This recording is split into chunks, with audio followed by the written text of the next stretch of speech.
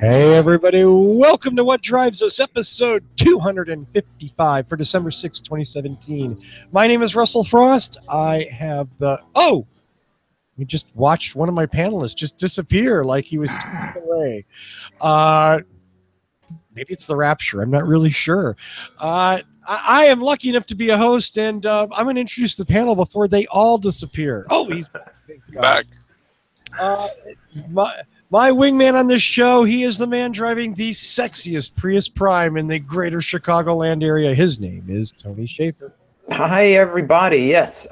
In fact, it was the first one that I was aware of in the Chicagoland area. And then within the first week after looking for months, I was sitting at a red light and saw another one just like mine roll right in front of me. And I haven't seen it since. So I know there's at least two. Did you throw your beer at him? It was the morning. It was during my morning commute, so the can wasn't empty yet, and I didn't. Beer, right? Yeah. That's alcohol abuse for guns. Well, next to him is our man in the Chevy Volt. He is I always forget, but he has something to do with the Waterloo Region Voltec Group, and his name is always Mark Coughlin. What an intro. Yeah, wow. Thank you very much. And I really enjoyed that story of alcoholism in Chicago.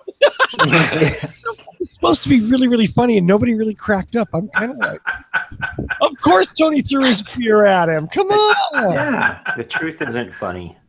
Oh, God. Oh, Well, the man who's very happy because his favorite brand of car can now be sold in his state.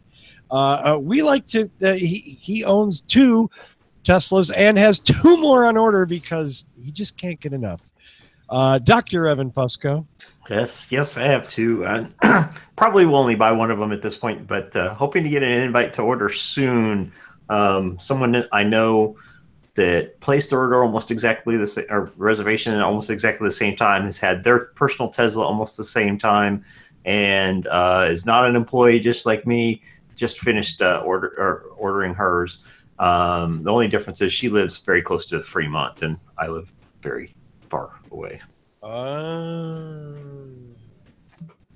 Interesting.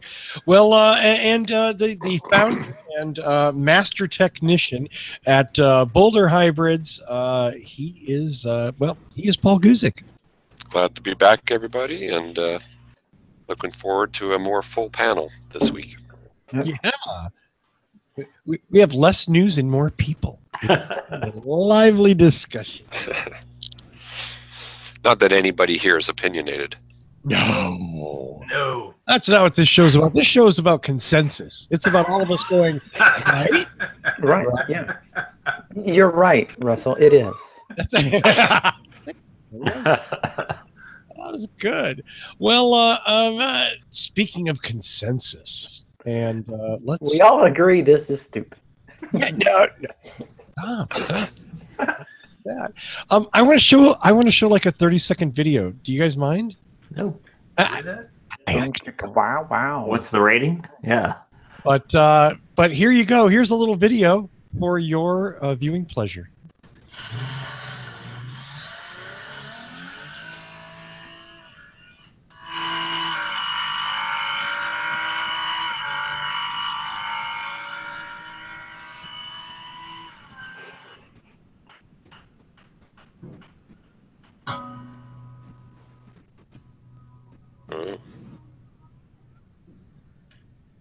Wow, a teaser. A trailer. Yeah. Wow. You must have been gung-ho. I had the balls to run a commercial on my own show. Yeah. I mean, Hang on, does that mean we have a sponsor now? No. Yeah, Russell. Yeah. It doesn't. But I sadly handed the keys back to the Lexus LC500H this morning and got another vehicle, which I'm not going to name. Yeah. Don't laugh at me. I've seen the pictures. But was there any rubber left on the tires of the Lexus? Interesting that you say that. Yes. And I failed simply because I couldn't. I literally spent a week looking for places to like act irresponsibly and couldn't find very many. That's too bad. So my irresponsibility was in other places that I'm not going to mention because maybe somebody at Lexus watches the show once in a while. Who knows? But suffice to say, the LC500H is an amazing car. It is otherworldly, and I'm looking forward to editing this review probably in the next week or so. It'll be Give it Not your idea Prius. what your MPG was.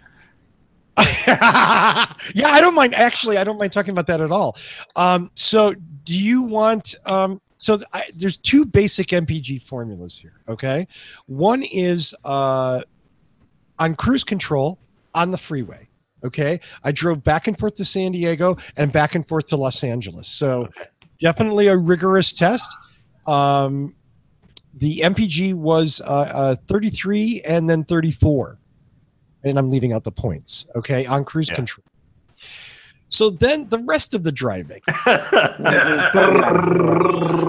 did a 70-mile drive that was part freeway at rush hour and part city. The freeway stuff was on cruise control. And that was about 21 MPG. And then I actually said there was two, but there's actually three. And then the one thing where you don't go on the freeway at all and you're just in town. Anybody want to guess what that number was? 42. 7. 16. What? Wow. And this baby burns premium. How does it get worse? Okay, how did you get 16? in Yeah, the city? what the heck were you doing? Hybrid is that? All I can say is I would hand the keys to any one of you and challenge you to beat that. Now you could beat it if you were trying, but you would have to resist an amazing temptation. Okay?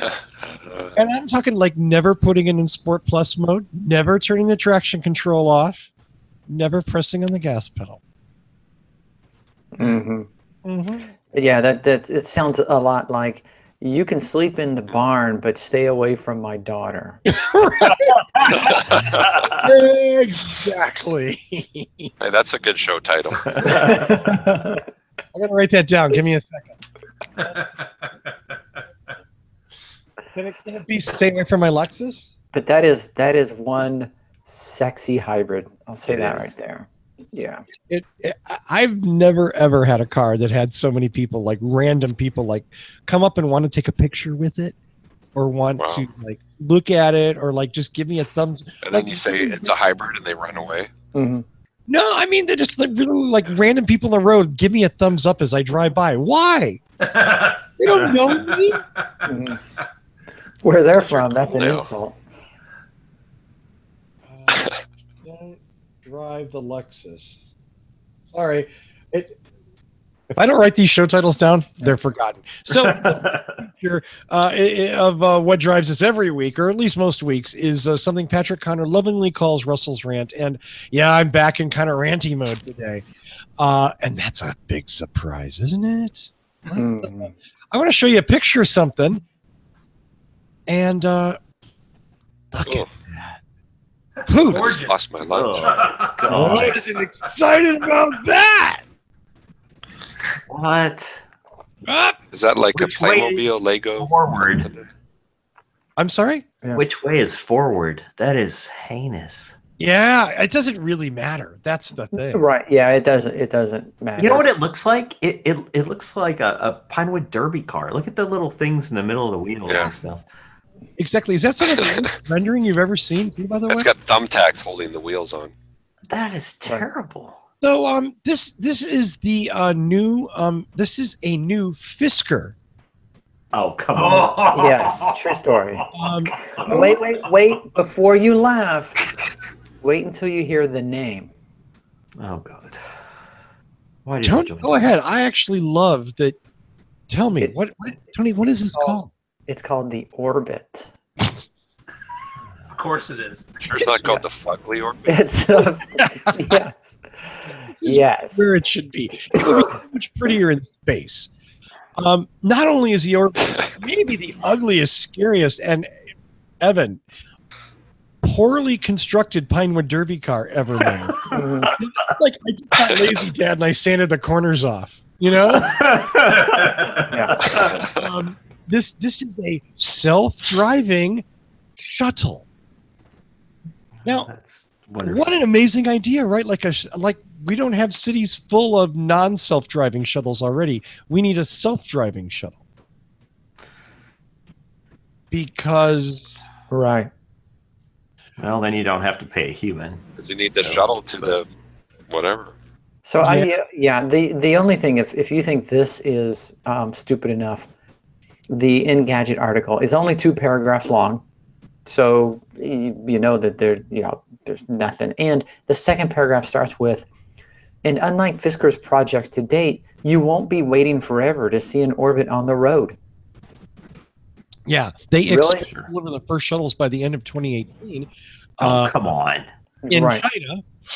It'll be That's on the something road. and rendered by a first-year college graduate. Yeah. They're gonna move to full production and launch by the end of 18. I'll tell you, this is some of the best Microsoft Paint work Well, I've that's ever exercise. God, who believes this stuff? How do you get a render to drive on the road? Yeah, exactly. Well, when they say shipping in 2018, they mean to Sim City. Yeah. It's going to be going, okay? It's going to be going in Sim City, not anywhere. And of course, in the article does go on to say the biggest challenge is likely to be finding cities and transportation outfits that are willing to incorporate self-driving shuttles. No, I think the biggest challenge is that this car is stupid and ugly, and it's not going to get built. And yeah, I just again like let's replace buses with smaller buses and robots. Yeah. Who wants that? Mm-hmm. I don't get it. I don't get it. It doesn't make sense. I do want to also, just while I'm in ranty mode, want to shout out to my friends, all my friends at Faraday Future. Future popped back up out of their little hidey hole and was on social media, on Twitter and on Facebook this week with some random, usual crap from them. Here's some drawings. Look at our people collaborating, blah, blah, blah. Faraday Future is ever more quickly swirling down the bowl. And as I told them on Facebook, I said, why don't you just have the decency to give your people a decent severance package and call it a day, kids? Because, yeah.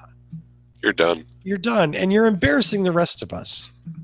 Not that I want those people to lose their jobs. I just, really? You're on social media talking about the FF91? Mm-hmm.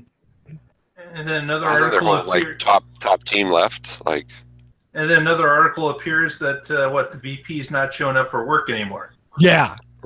Well, from what I've heard, a lot of people aren't showing up for work anymore. They're just not going in. Now, I don't know if that means that Faraday Future isn't giving them paychecks or what, but yeah. Do you think they pay them in sagebrush? Bobcat rides. They'll pay them in the future. Yeah. Pay them in the In the future. Faraday Excellent. I just think it's surprising anyone noticed that someone wasn't showing up for work. Wow. It's tempting to want to drive up to the Faraday Future office and just walk in and see what's shaking. Hey, just came up to say hi. Where is everybody? Mm-hmm. Hello. Like some sort of Armageddon thing, where everyone was killed by a plague or something. So, but let's go to a happier story. Let's go to a thing that's actually happening. A real car that's actually rolling off a real assembly line. Mark Coughlin, take it away. Well, as we have heard previously, we knew that the new Nissan Leaf was being built in Japan, and it was going to be coming to the U.S. And apparently, just this week, the first one rolled off the assembly line in Tennessee. So the new Leaf is officially rolling off the line, and they say that it will be in some U.S. dealerships as of next month. Wow.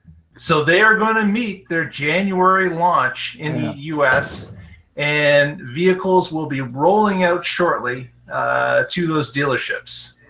And as we've seen with Nissan in the past, obviously they know how to produce these vehicles.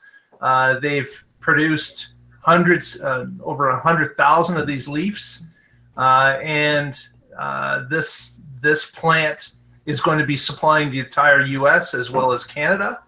And as we know, they'll be coming out starting with the 40 kilowatt pack Leaf that will give you an estimated range of about 250 miles by EPA standards. Wow. I'm sorry, 150 miles, my mistake, 150. So the 40 kilowatt will do about 150, and these vehicles will be in your showrooms starting shortly. Yay. Interesting fact about the plant in Tennessee, they employ 8,000 workers in the plant. Wow. And with the Nissan plant plus the other spin-off industries, they're employing somewhere in the area of about 12,000 total in that area. So good amount of good jobs available in the area attributed to Nissan's plant. So good to see. Good to see. I thought what was cool about this article was that the Leaf is actually made in 3 plants around the world. I don't think there's any other EV that is made in 3 different plants around the world. The other one is something I can't pronounce, Japan, and Sunderland, United Kingdom. So that's pretty cool. Exactly. Yeah. So, and they've sold a total across all 3 plants of almost 300,000 of these cars since 2010. So they've got some experience with mass production and getting these cars out, and I don't see why the new model won't be any different. So cheers to them. I'm excited to start seeing them rolling into dealerships and getting a test drive. Yay. Yeah, looking forward to it. I want to check it out in person. I want to toot around in it. Absolutely. I'm excited. I hope Nissan will let us drive it. It'd be nice to get a review of it. And hopefully in 2018 there'll be some tax rebates still around for people who want to buy these cool cars. Hopefully. I hope. That may not, We don't know. That's the problem. There's a lot of people out there. I believe December is going to be a huge month in sales for EVs. Right. Because not only is it the end of the year where typically you know what your tax situation is and people jump on board, but there's a good possibility it may be gone and not available in January. So if you're out there sitting on the fence believing you want an EV, this is the time for you to act and act quickly. Yeah, right. We're not. Yeah, because if they go away, you'll be sitting pretty if you buy it this month. Yep. Yeah, and if they don't, you'll still be sitting pretty. That's the thing. The odds that the rebate, the tax credit's going to increase next year are really, really, really slim. So, right. At the very worst, you just bought earlier than you wanted to. But you'll be sad if in 2018 that $7,500 goes away and oh well. And you procrastinated. Yeah.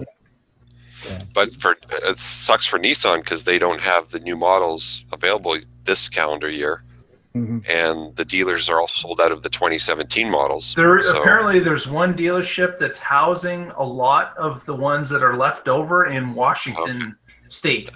Really? So if you're in the Washington State area, and they're offering really good discounts on them too. I heard a number like $7,000 off the price. Okay. So they're just blowing them out, and one dealership has them. But you're right, you can't get them anywhere else. Wow. Gotta love that. Yay. Yeah. Well, it's a shame that Nissan didn't get production started earlier, but whatever. You know what? The good thing is they're rolling off the line now. It's nice. It'll be nice to see Gen 2 Leafs out there cruising around. Yeah, if it starts at, like it says here, it starts at around $30,000. Even, you can get, there are people going out and buying internal combustion engine cars for $30,000, and not getting any incentives or rebates or whatever. So the fact that they could get a good, viable electric vehicle for around $30,000, to start, of course, hopefully at 30,000, plus they don't really need the rebates. They're not relying on that. But that's all I'm saying is no, but it certainly makes it sweeter. I mean, well, yeah, everything makes it sweeter. 7,500 federal, and then like here in Colorado, you get 5,000 from Colorado. I mean, yes, I know. Colorado is.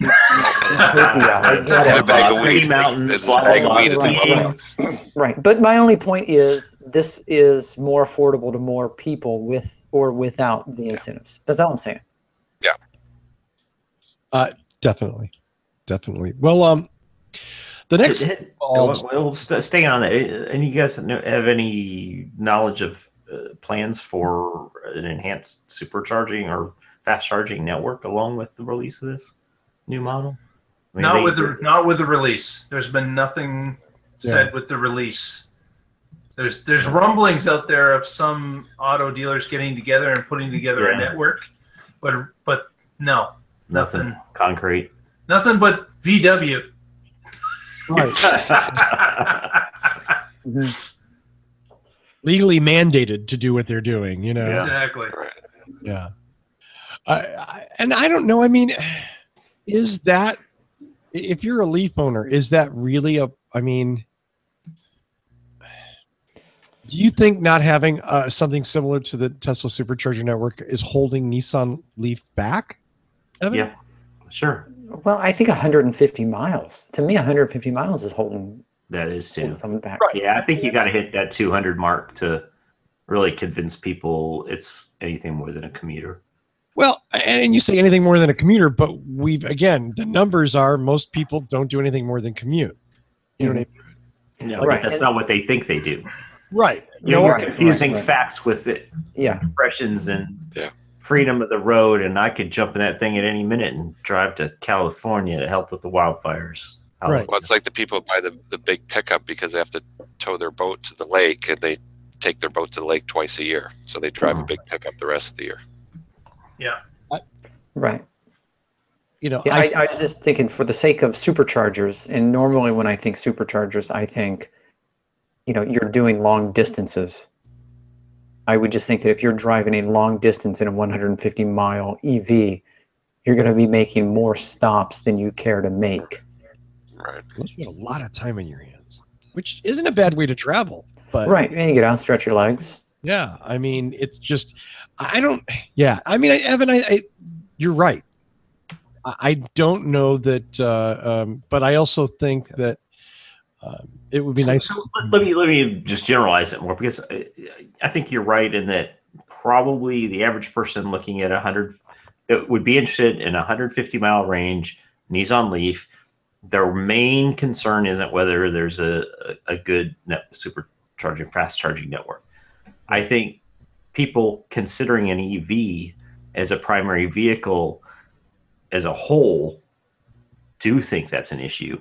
And until the multiple manufacturers get together, or one manufacturer besides Tesla decides to do something about that in a real determined manner that's laid out logically, it's going to continue to hold back widespread acceptance. Right. And the perception and the reality. The perception is, I can't take this car on long trips. The reality is, you probably also have a minivan. Yeah, you have a second car. Yeah. You have some other vehicle. Yes. Yeah. And again, I don't know that it doesn't matter. I think, again, Evan's right. Emotionally, the Nissan Leaf is a limited vehicle, the way you view it emotionally. For the vast majority of Americans, they could drive the Nissan Leaf all the time. And when they're going to go do what they're going to go do, they could rent a car, rent a gas car or whatever, and go on that long trip, go to, Yellowstone or whatever. Mhm. I mean, for me, I could drive that thing 363 days a year, probably. But as Evan said, it's a perception problem that people have with it.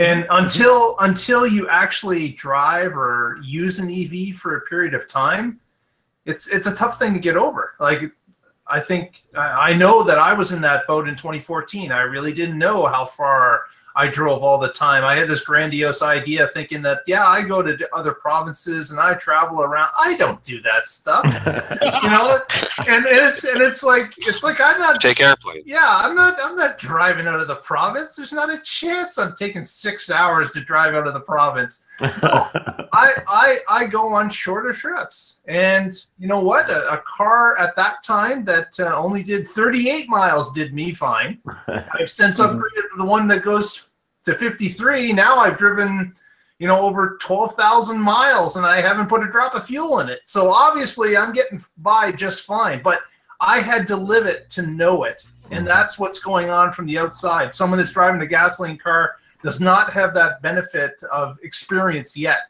And it's really tough for them. Does your household have a normal car for longer trips if you needed it? And we do have a second car with a gas car. Exactly.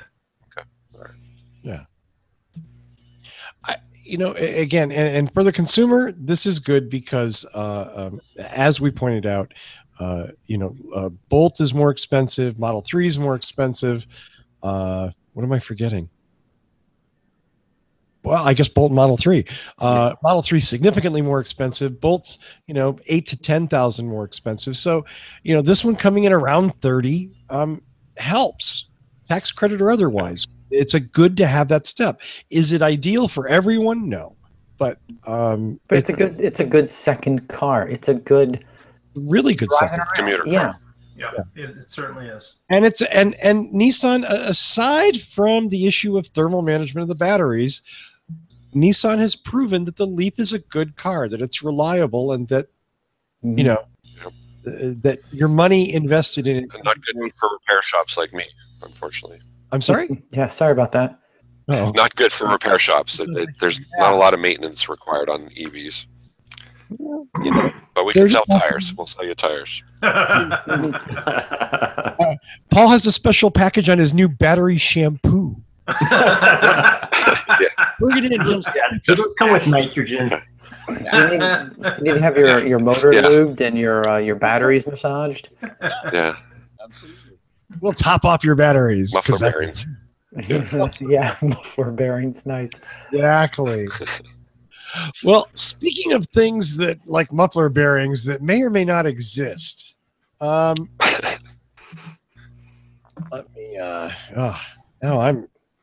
There we go. No. Oh, sorry, I got a little lost. This car. Oh, Look at that. That's a Chevy Bolt, ladies and gentlemen. And that is a Chevy Bolt that is Next to an Igloo? Yeah, it's next to an Igloo. I have no Sounding idea horns. what it is. it's close to Canada. It's in No, Detroit. it's a Chevy Cruze, not a It's a Bolt. GM Cruise. A GM No, Cruise. no. No, it's not. It's a Bolt. Yeah, it's a Bolt. The Cruise Automation is Yeah. the company The driverless revolution. making the driverless revolution, and they're testing these bad boys in San Francisco, of all places. This story details that it's well. Look at the headline is, and I quote: "What's a self-driving Chevy Bolt EV electric car like to ride in?" Question mark. Jerky, says one report. Jerky. Talking about beef, yeah. So, what a surprise that autonomous vehicles aren't perfect. Who would have thought that they're maybe not ready for prime time? And there's been a rash in the last week, 2 weeks, in fact, of self-driving cars running into things, or things running into them, and the car not really knowing what to do, or being confused by something and just stopping. In this story, it tells how they one tester or one person summoned the car through the app, through the Cruise Anywhere app, but the car like drove right by and canceled the ride. Why, we're not really sure. Another car came and picked her up, and apparently, you know, it was a little weird. The ride was a little not as smooth as you expect. Yeah, because the car's learning how to react. I mean, this is still technology that is not ready. Yeah. I'm sorry, and I just kind of stopped there all of a sudden. I was, you know, and you know, and in my head, I was thinking of remembering, I think it was Google that created an artificial intelligence capable of creating artificial intelligence. As weird as that sounds. And so then they let it go, and it created an artificial intelligence that was better than any AI that had been created by humans. Which got me thinking about the self-driving car and the software and the stuff, and it made me wonder, you know, why can't they hook all of the sensors and all the software up to, like, let's say Grand Theft Auto or Mario Kart, and, you know, and let it log thousands and thousands of miles, you know, hundreds of hours, quote unquote, behind the wheel. And that way you don't have to risk people's lives to fine tune the software. So you're actually suggesting that Mario Kart train autonomous vehicles? That would be awesome. Yes. I don't know that I can argue with that. Yeah. See, but no, I mean, you know where I'm going. You know what I'm saying. You know, I mean, I learned to drive at a simulator in driver's ed class when I was in high school. Oh God, come on! Now, and they still let you out on the road to practice further. Exactly. Those simulators were the worst. Yeah, I know they were. But all I'm saying is, we talk about how these things aren't ready and how they need to be fine-tuned. And I'm just thinking, why don't they have simulators for these things that they can just let them run wild for hours and hours and hours, for weeks and months? Because don't you need, like, real humans? And you need humans to throw it a curve that it doesn't expect. Well, you can, because that's going to happen every day. There's one comment. Sorry, I'm just going to interrupt here. Says the set of rules that are programmed in the car itself can't handle the variance of human behavior enough, which is true because humans do all kinds of crazy things. The commenter then goes on to say, one way to solve it is allow self-driving cars to kill every pedestrian who doesn't follow laws directly without liability. But I don't see that happening. That would certainly make it easier for autonomous cars. So, like, if you walk when it says don't walk and you get schmucked, well, too bad. Schmucked.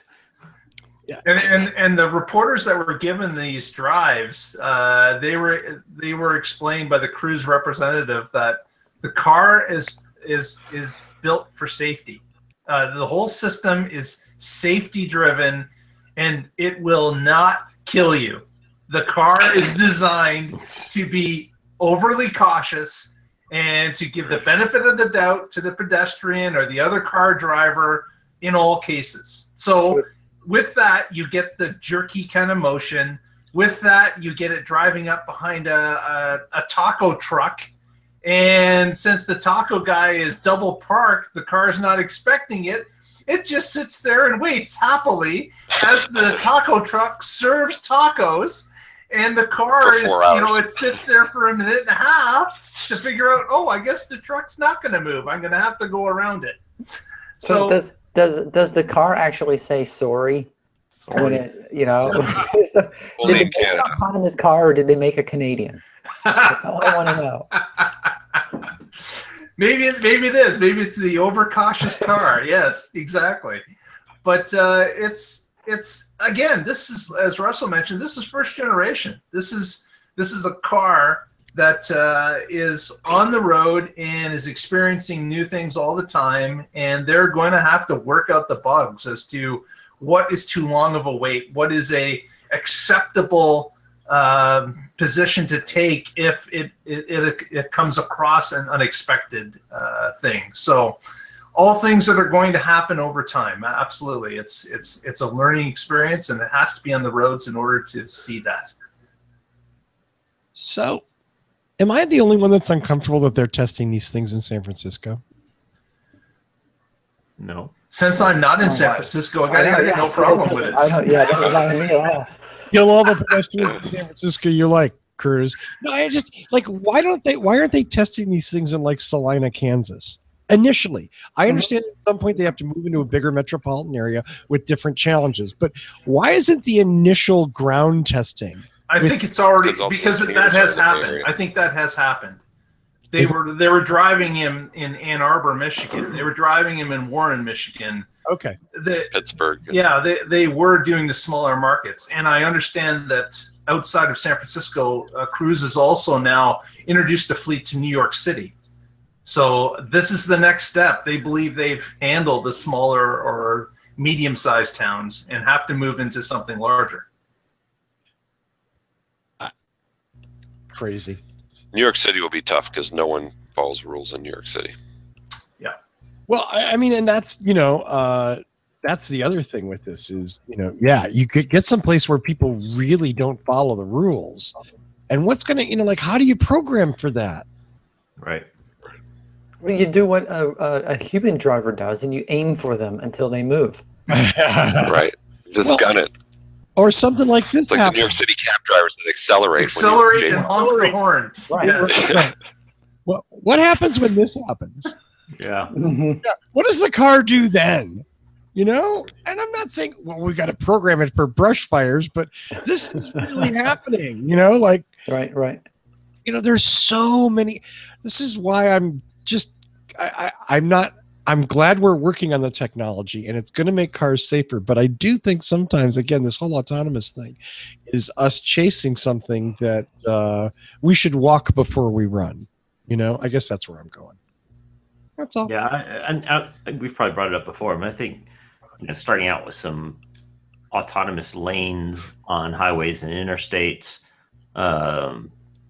areas that you want higher flow where a person could put it in full autonomous and read their morning paper because all the vehicles in that lane are behaving the same way and they're all programmed the same way. And maybe they're even communicating with each other.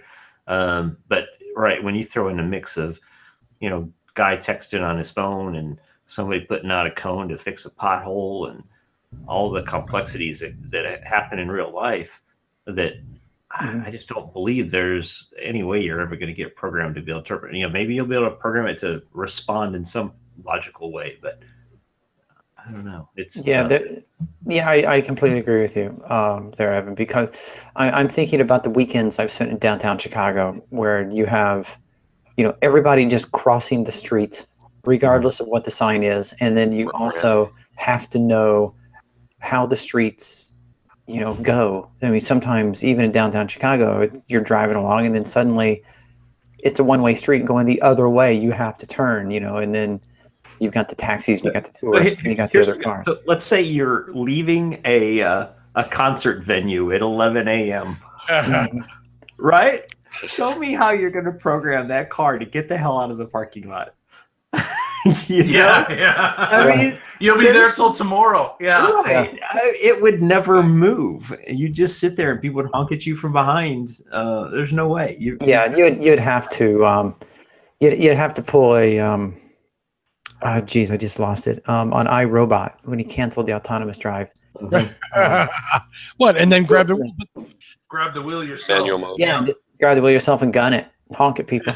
And it's not like that's a bad thing, but then again, what's the if it's not smart enough to figure things out, what's the point? Well, the point is we're not there yet. Right. Okay. And we're not there yet, and you have to have the ability to take control. And that's part of this as to why it's getting into the larger cities. Mm-hmm. So they're saying, okay, let's start throwing some stuff at it we haven't been able to yet. So we'll see. We'll see what happens. But it'll get sorted. I mean, it's going to take a while, but I mean, back in the early days of the car, they came out with street lights, traffic signals. That was a big deal. Yeah. Getting people to learn what a red light and a green light meant. Well, And the whole idea that people would obey lights and not a traffic cop Right. standing at an intersection. Why would anybody look at a light and go, I'm going to do what the light says? Why wouldn't they just do whatever they wanted? That was a huge cultural deal back in the day. Back in the day. 80, 90 years ago. Yeah. Right. But, Yeah. okay. Well, I'm still have deep questions about Yeah. And I think we beat on this just about every time it comes up. I know, and I should just stop. I need to leave autonomous cars alone. It's just going to take time. I mean, it's Yeah. not going to happen overnight. Yeah. Like next week, I think we'll have it. Yeah, it'll be fine by then. One week. Next Next week's month. show. Join us. Russell goes for a ride in a. Well, my last story for the night is sort of in two parts, and it's a little ranty and it's a little not. I guess I'm just ranty tonight. Our friends at Green Car Reports put together a story about. We've reported that Tesla took on and won the 100-day challenge to put together an enormous power pack installation in South Australia, who's having a lot of problems with power generation and brownouts and whatnot, rolling blackouts. So this was a solution. Tesla sort of jumped up and said, okay, we can do this. And they managed to make the deadline. So it's the world's largest battery, quote unquote, which I really hate because it's not one battery. It's a batteries. It's not the world's largest battery. It's the world's largest collection of tiny batteries. It's not an A or a double A or a triple A. It's a Google A. Right. So this article in Green Car Reports, of course, does exactly what you would expect to happen. Guess what? It's not going to be the largest for very long. In fact, Hyundai is deploying a larger system, and they expect it to be installed in February. So for about 60 days, Tesla's going to have that honor of wearing the world's largest battery badge. I don't mean to run it down. I think it's cool, although I do have questions about the South Australia one. Like, how smart is it to put the battery pack where there's a long distance transmission lines? Am I the only one that thinks of these things, or is that? Yeah, I have no idea what that was There's got to be a reason for it. Like they could not string out we've got some available land, but it's 200 miles away. Let's put it there. It's in the middle of the outback. Yeah, I can't see that. There's got to be a reason that there's some transmission lines that had to be strung. I don't know. I just think about things like line loss, and I think that again, the good thing about Powerwall and about Power Pack is that it decentralizes the grid. It decentralizes transmission lines and generation. So the point of like making a really, really, really big one is impressive and it's great PR, but I would be more impressed if they said they deployed 10,000 of them over a huge area in local communities, and that was the or in the back of everybody's home. Right. That to me makes an enormous amount of sense. I'm not sure I get the again, it probably does make sense. I just I don't understand the central location thing. Evan, come on, you lived in Australia. You have no insight here? Not really. You're sleeping, aren't you? Don't lie to me. You're sleeping. I'm what? I'm not sleeping. You don't care. Nah. It hurts my feelings, Evan. Sorry, man. Yeah. So, whatever. There it is. In addition to that, we talked about this on the other on the Tesla Life, and I just want to bring this up because this is the same sort of story. Tesla's doing 6 more battery projects on 2 islands in Puerto Rico. This is super important. They're deploying more power packs in 2 different locations to help Puerto Rico get back up and running electrically. And I think that's amazingly cool of them. I think it's wonderful. I'm sure Tesla's getting paid for it, but it doesn't matter. I think it's great. Who's paying them? Is it FEMA or utility or? It does not say. I did not notice it if it did. And I don't know if it's Puerto Rico or if Tesla's, working. I'm not sure who's paying for this. But again, here in Puerto Rico, they're talking about a series of microgrids running around, centered around these power pack installations to help stabilize the situation in Puerto Rico. And that seems to make really good sense. That's a great investment for them. Yep, decentralizing the grid, as you mentioned before. Yep. Yeah. Now that said, one has to wonder if it are the batteries that's slowing down Model 3 production. And there's a devil, like, which if doing all these projects is slowing down as part of the bottleneck with Model 3, well, you certainly can't complain about Puerto Rico. I mean, it's a desperate situation that's needed. South Australia, that was probably didn't need to happen right when it did. Yeah, I don't think that Wall Street would like to hear something like that. Yeah, I suspect. I don't know, but I don't know. It gets. I mean, yeah, it certainly doesn't help production, but it keeps their name in the headlines, and it gives them a feel good that they can proud about. Yeah, there's that. I mean, well, just to be able to build something in 100 days is pretty impressive. Yeah, it's good. It's going to give them a calling card to move forward with it. Certainly. Yeah. Do we know what kind of batteries are used in the power packs? I mean, are they literally the exact same batteries? Sure the same. I'm sure they are. Yeah, I believe that they are the 2170 Tesla batteries. Okay. Yeah, because that was the first product of the Gigafactory, were those battery packs when it started. Yeah. So they had a line in there originally, and that's what it was making.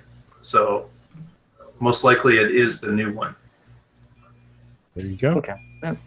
Yay. Well, that's all I got. Anybody else? Mark, you gonna one more thing me? Yeah, I am. What we've got is just wanted to mention some sales figures that came out here in my local area, Ontario, Canada.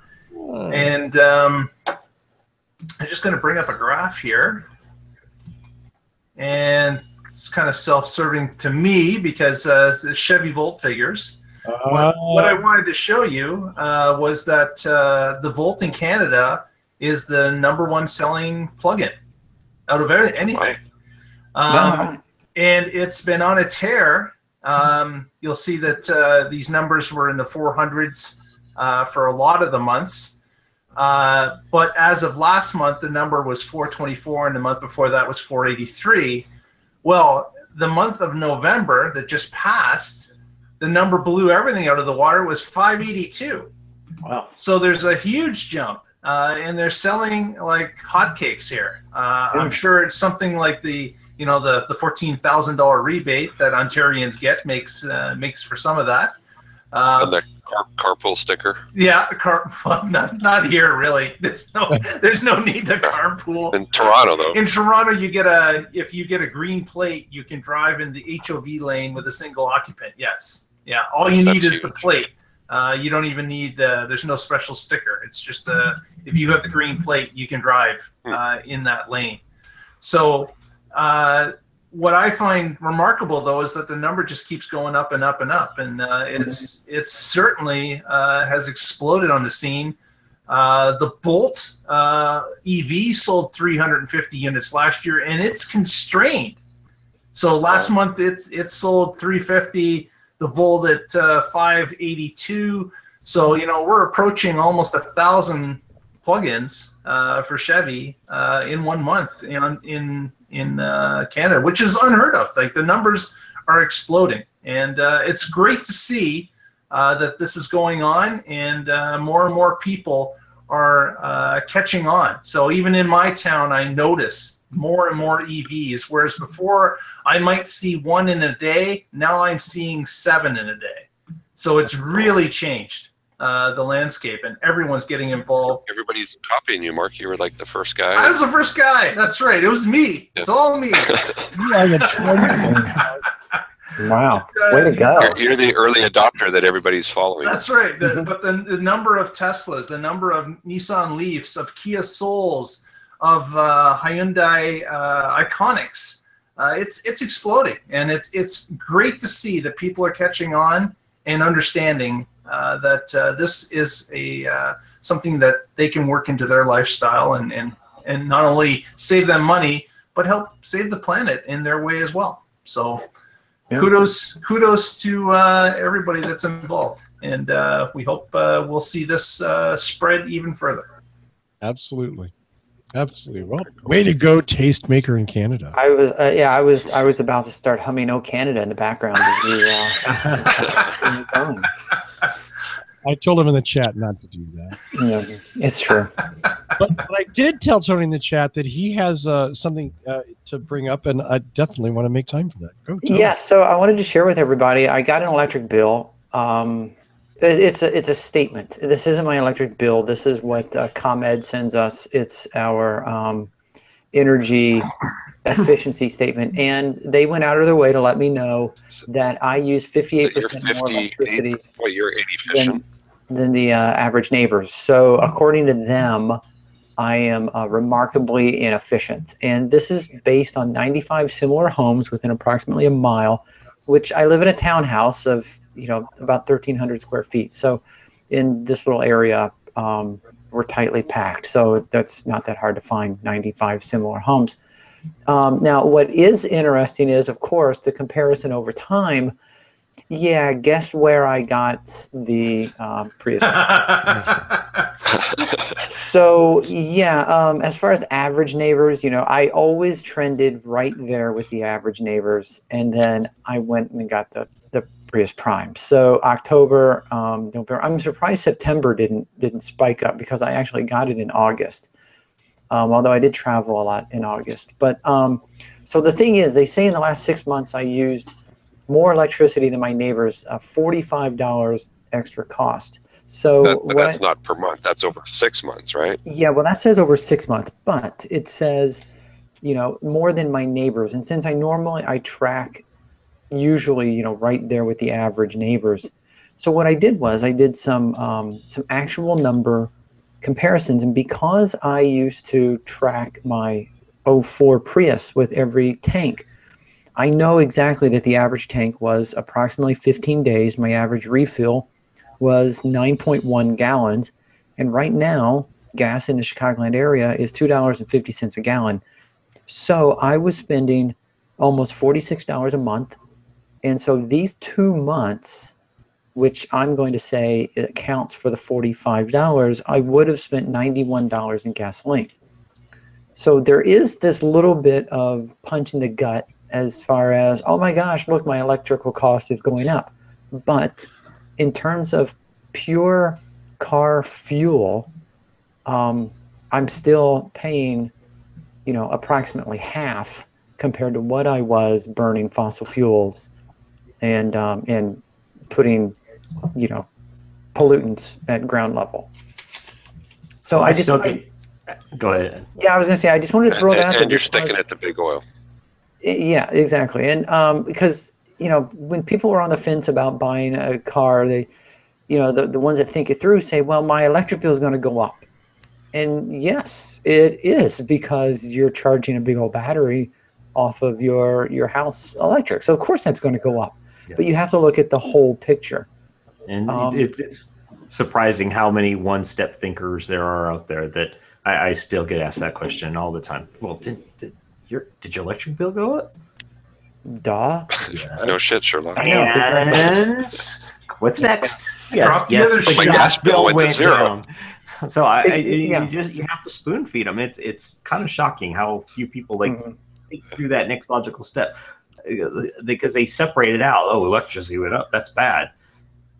They don't think about the fact that but gas went down more than my electric went up. It's a net positive, and it's I don't know why people are dumb. Well, and it's still, in round numbers, it's pretty safe to say in most parts of the country, when you run a vehicle on electricity, it's about $1 a gallon equivalent, and that kind of gets people's attention. Right. Yeah. It might be 95 cents in some places, $1.05, but if you say $1, people can relate to that. Am I still presenting? Am I still? You might be. Okay. It's good for you. Yeah. Frost is going to blame it on another earthquake. Right. No. And Yeah, I get that question at work all the time, and well, how much do you pay? And yeah, it's it's Say the it's about equivalent. $1 a gallon. About $1 a gallon. Yeah, and one way I've started breaking it down is so I have a 24-mile commute, and it costs me about a penny a mile to charge. In the summer, of course, in the summer you get better range, and so in the summer when in September when I did my math, it was about a penny a mile, and then so 24 miles was cost me about 25 cents, and I had the numbers to back that up, and then I would turn to them and I would say, well, how much does it cost you to drive to work? And they usually got upset and left. They threw their hot coffee in your face. yeah. So you stopped asking the question. Yeah. Well, yeah. I mean, but I mean, that's how you have to put it. You have to put it in real numbers like that, because we've said this many times. The naysayers, the people who want to argue, will latch on to one argument and only present one side of that argument. And you have to show them the other side for them to fully understand the true shift that's taking place. And once you find out it's a penny a mile, right, then guess what? You're going to drive more than you've ever driven before, Tony. Because you're basically driving for free. Like it gets in your head. It gets in your head that it doesn't matter. It costs me pennies, whereas before was costing me dollars. Yeah. I'll tell you, one of the things I no longer feel bad about going to the gym on Sunday mornings, especially now when it's getting colder. It used to actually bug me that I would have to fire up my engine just to drive 2.5 miles to go to the gym on Sunday mornings. Should have ran to the gym. Well, I know, but there's two things there. One, I don't like running, and two, it's like 6 degrees Fahrenheit. So yeah, but now it's like, yeah, you're right, Mark. I have no problem hopping in the car and just powering up. I'll go to the gym. I'll go to the library. I'll run some errands. I'll come back and I'll just plug it in when I get home. There you go. Yep.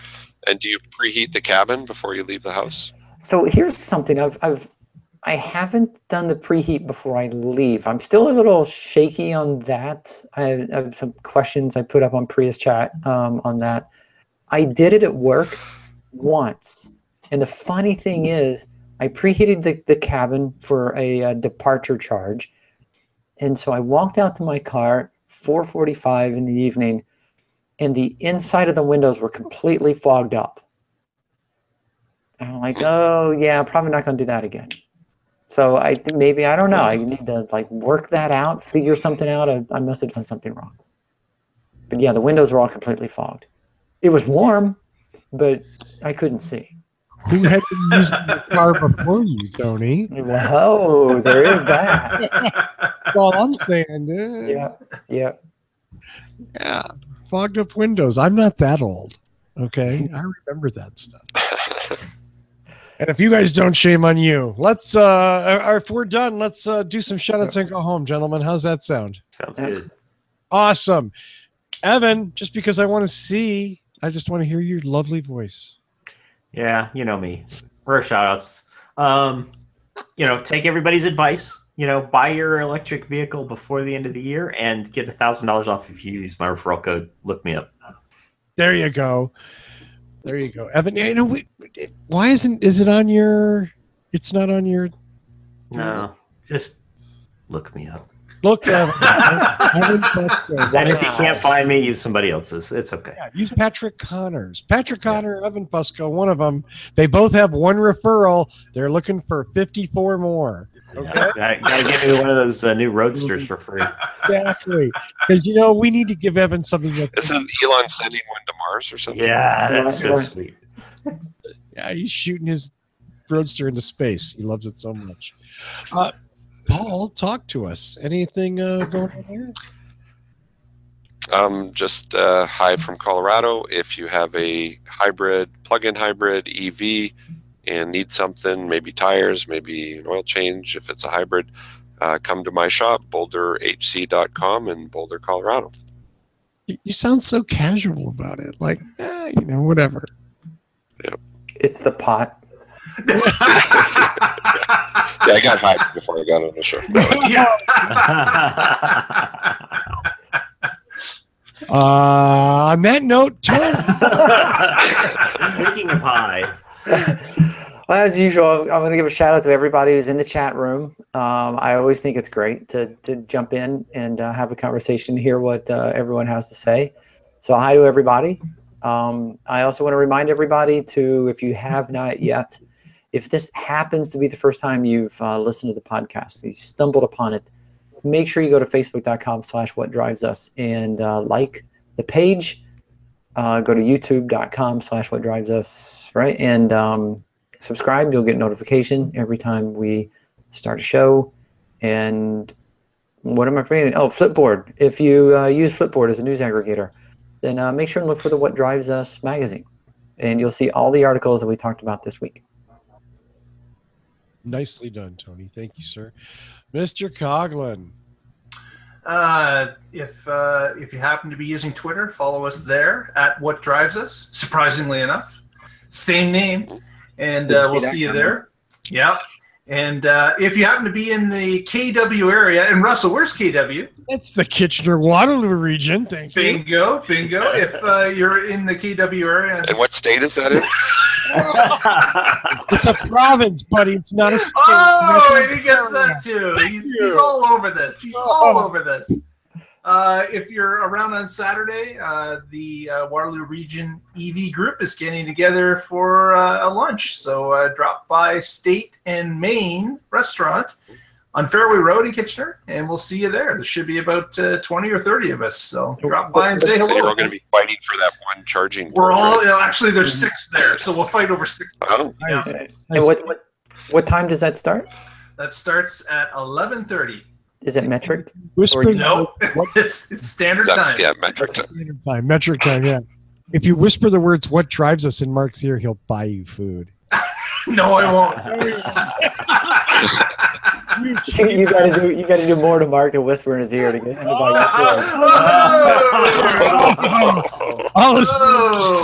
I've heard. And the show goes off the rails. Exactly. Tony Schaefer, thank you. That's Tony Schaefer. Direct your email to Tony Schaefer. Let's see. As always, I want to thank Michael Manring for our amazing theme music. Visit him at manthing.com. We talked about Twitter at What Drives Us, Facebook.com/What Drives Us, and of course, YouTube.com/What Drives Us. Look for the amazing Lexus LC 500H review coming soon as well, though there are dozens of other reviews that you can look at right now. My favorite is the Mirai. Why do you like the Mirai? The unicorn flower watering, of course. Yeah. Unicorn at the end. Okay. At the end, yep. Well, maybe we'll show that next week. So there's an exciting Mirai review. All kinds of cars, all shapes of vehicles. We drive them and review them. So thanks so much. Thank you, guys. Paul, Evan, Tony, Mark. I had to look at you to say your name because I don't remember your names. Thanks so much for doing the show. Thanks, guys. And of course, thanks to all of you out there for watching and or listening. Tune in next week and find out what drives us. Ooh. Hey, you can almost see that. There we go. See you next week.